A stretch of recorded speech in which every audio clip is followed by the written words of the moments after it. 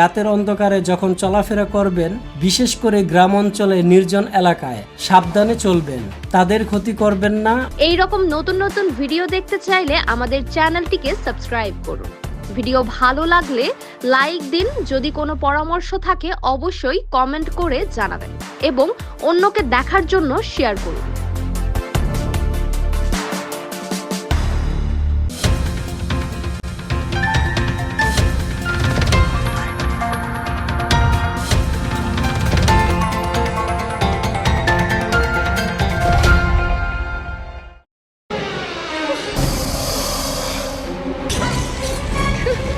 সাপ, বাস্তবে হোক আর সিনেমাতে হোক, সাপ মানে রোমাঞ্চকর ও ভয়ানক কিছু দৃশ্য বা মুহূর্ত পার করতে হয়।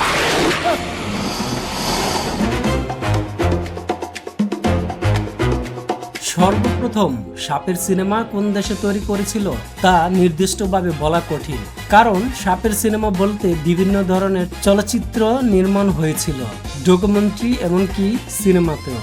তবে 1915 সালে মুক্তিপ্রাপ্ত হলিউডের দ্য সার্পেন্ট এর নামে একটি সিনেমা নির্মিত হয়েছিল, যেটি ছিল সাপের উপর ভিত্তি করে, যা এই পর্যন্ত জানা গিয়েছে।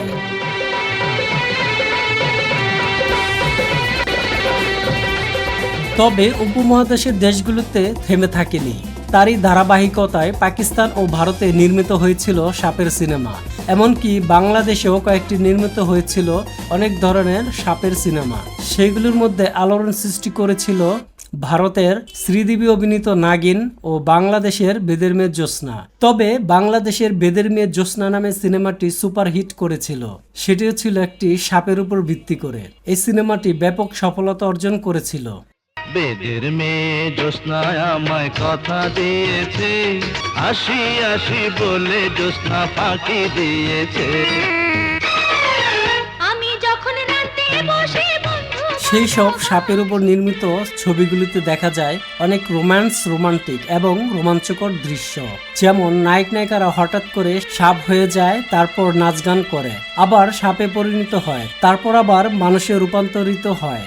এমন দৃশ্যে দেখা যায় তাদের মধুর মিলনের সময় ভিলেন চলে আসে, তাৎক্ষণিক তারা সেখান থেকে পালিয়ে যায়। ঠিক এমন দৃশ্য দেখা গেল রাতের আধারে বাংলাদেশের একটি গ্রামে।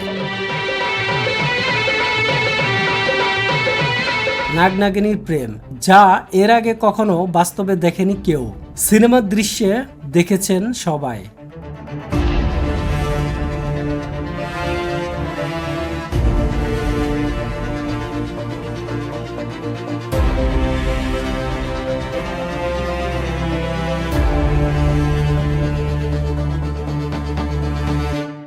ঘটনাটি ঘটেছে মাদারীপুরের এক নির্জন এলাকায়।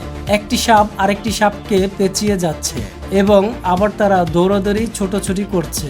কখনো প্যাচ মেরে দুজনে শান্ত হয়ে যাচ্ছে, আবার কখনো সোজা হয়ে দাঁড়িয়ে যাচ্ছে, যা সবাই দেখে রীতিমতো অবাক। ঝোপের পাশে রাস্তার মাঝে এসে তারা এরকমটি করছে। টর্চের বা গাড়ির আলো বেশি হওয়াতে তারা চলে যাচ্ছে ঝোপের ভিতরে, কিছুক্ষণ পরে আবার সেখান থেকে বের হয়ে আসছে।